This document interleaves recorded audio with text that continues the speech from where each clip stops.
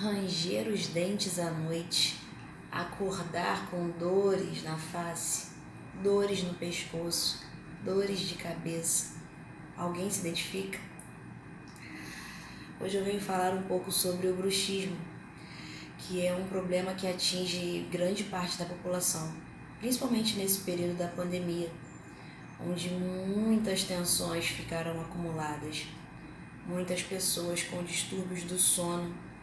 O bruxismo ele pode acontecer durante o sono, mas também durante o dia, sendo mais comum durante a noite. O tratamento ele deve ser feito pelo profissional bucomaxilo, mas também pelo profissional que trabalha com a quiropraxia.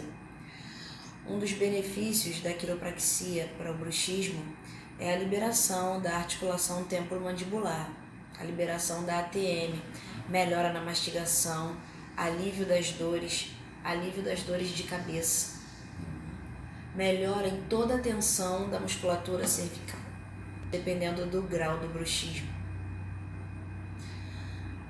Gostou? Procure um profissional especializado em quiropraxia, procure seu dentista. Se você apresenta algum desses sintomas, busque o tratamento, pois os benefícios são grandes e o retorno é muito bom.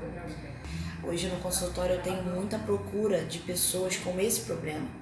Antes a gente tratava muita parte lombar, muita parte cervical por si só.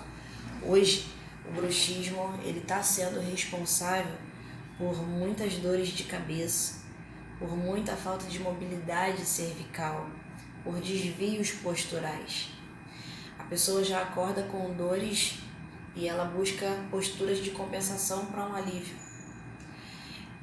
E a quiropraxia é, sim, sem dúvida, um dos tratamentos complementares para esse mal.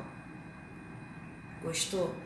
Busque profissional da quiropraxia, busque o bucomaxilo e você vai ter, sem dúvida, um excelente resultado.